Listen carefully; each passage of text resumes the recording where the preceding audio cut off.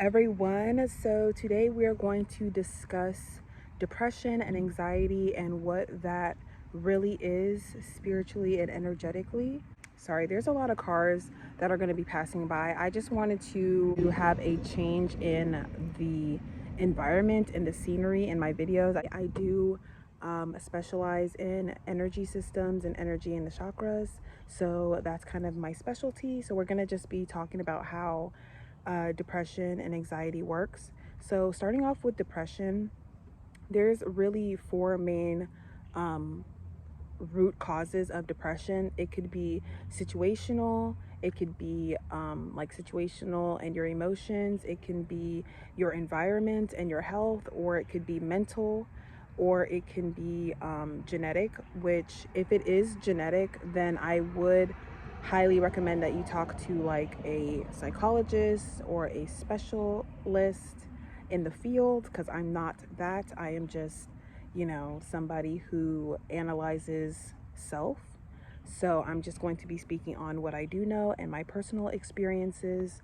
When it comes to situational depression is mainly based off your emotions and how you internalize certain events that happen in your life and how you react to it and how you process those emotions.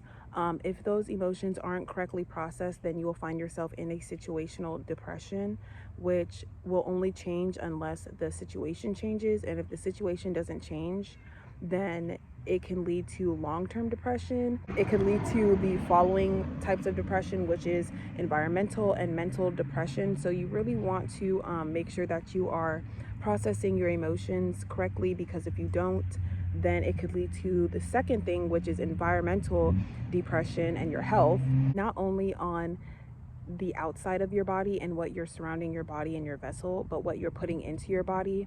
The types of content that you're consuming can cause environmental and health depression. The types of food that you're eating, whether you're getting enough exercise, whether you're getting enough sunlight. So these things can be avoided if you have a good routine, a good health routine, especially if you are an active person. The best way to get out of a rut is to become more active. Maybe go to the gym, take walks, go for a run, to move, because essentially what depression is a combination of stuck energy, and it's a combination of low vibrational energy.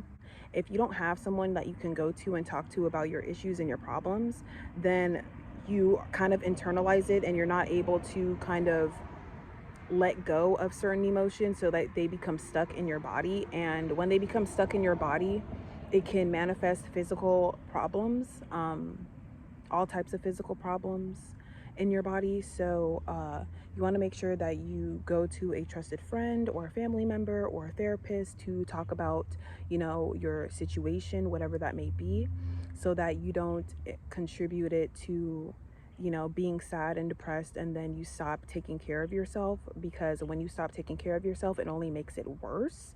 So it's very important that you keep up on your health even when you're depressed, and you keep up on your exercise, and you keep up on your healthy eating. So yeah, so mental depression would be like a combination of both. It's kind of accumulative over time when you start developing a belief system around your depression. So for example, say it's really a slippery slope at the end of the day, because it's all energy. So say like you failed your test, and because you failed your test, you have to maybe repeat a class or whatever the case may be. And because you have to repeat a class, you deal with shame, right?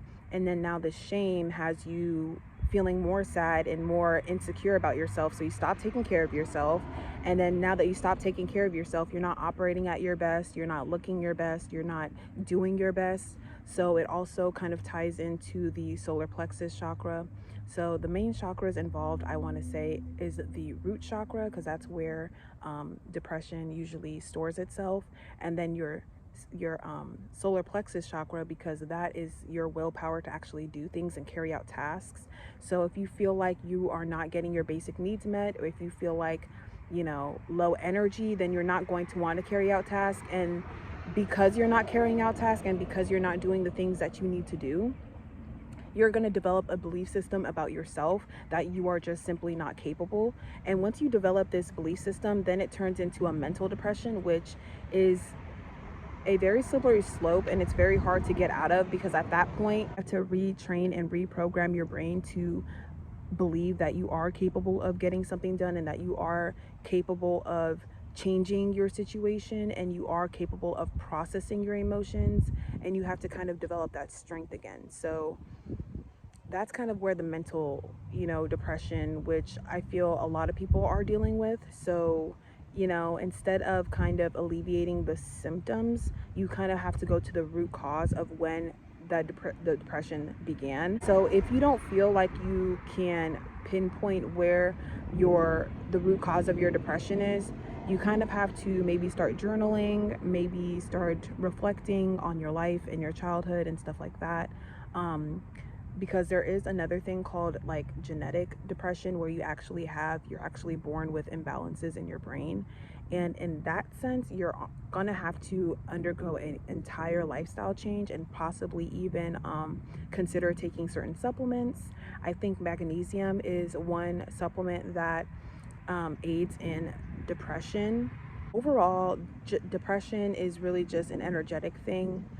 Depression is something that can be very much situational, especially if you're around somebody who's always depressed, then that can actually make you depressed as well, because we as human beings and the world, where everything is connected. So if you're around somebody who is depressed, then that can make you depressed. Just like the same way when, I don't know if you guys are into gardening or anything like that, but if there's a dead plant or a dying plant next to an like alive and well plant, then the dying plant is going to naturally gravitate towards the healthy plant, and when it does that, it's going to lean onto the healthy plant and actually start sucking the life force out of that healthy plant, and then that healthy plant will start to wither and die. And I've seen this, guys, with my own eyes, because I used to garden a lot. It's one of my hobbies. So that's kind of like the same thing as far as humans. When you're around somebody with really bad energy or depressive energy, then it can become you, and you can kind of end up internalizing that energy. So you really want to be careful with that. That would be more so like environmental depression. And depression is very, very tough to climb out of. However, if you ensure a preventative routine, such as like working out and taking care of yourself and eating healthy, then you can prevent going into mental depression, because mental depression is really hard to get out of. You literally have to retrain your habits, cope with better habits, and change the way you believe about yourself, and change your belief system around your ability to do things and take care of yourself. So now going into anxiety. So anxiety, what it is really just an energy. So I don't know if you guys read the book, The Body Keeps Score, but the body truly does keep score. So when something happens in your life, something traumatic, or just anything happens in your life, so for example, say that you were assaulted when you were younger or in the past, then the situation, the energetic mark of that situation is going to be stored in your body. This is actually a defense mechanism in your body to keep you alive, so that kind of like when they talk about PTSD, say you've been in a fight or anything like that. So say, for example, you've been in a fight, right? Or you've been threatened with violence. So that could be a very traumatic experience, and you can actually develop social anxiety. So social anxiety is pretty much when you go around so many people, or like a group of people or a crowd of people or whatever the case may be, and you start to feel anxiety.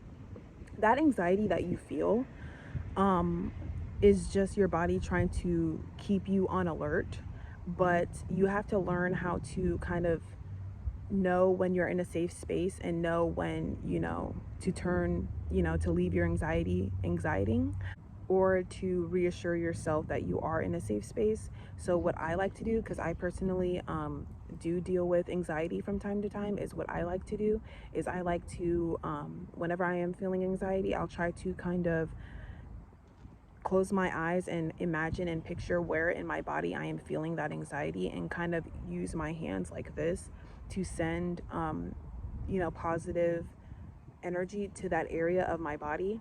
And I will just try to tell myself and talk to myself as if I'm a parent talking to a child, and trying to soothe myself and saying everything is okay, you're safe, and everything will be okay. And when you kind of learn to do that, you'll start to have better control over your anxiety and over your nervous system, because really it is your nervous system storing energy, storing certain energy due to past situations of you being in danger. So it's just your body trying to warn you, and it's a natural thing that your body does to keep you safe. And you shouldn't look at it as like really a disorder unless it's very crippling. In that case, if it's crippling and it's kind of preventing you from doing things, then you should definitely talk to a specialist, and possibly even a therapist, because it probably might be something deeper. Probably are dealing with like severe PTSD, where you kind of have to really sit down with somebody and talk out your emotions with somebody who can help you um, process those emotions correctly, so that you change your perception on the entire event that happened, because that's really all it is. It's how you process your emotions. And if you process your emotions in a wrongful or toxic manner, then it's going to change your perception on the world and how you see things, and you're not going to really see things for how they truly are if you process your emotions in a toxic way, or if you don't process them at all.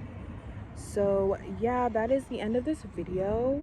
I do counseling. If you guys are interested, you guys can email me at theportalofwisdom@gmail.com, and all of my social media is at its remedy. And I also have a different YouTube channel where I do daily vlogging and stuff like that. And I hope you guys are having a wonderful day, and I'll see you guys in my next one. Bye.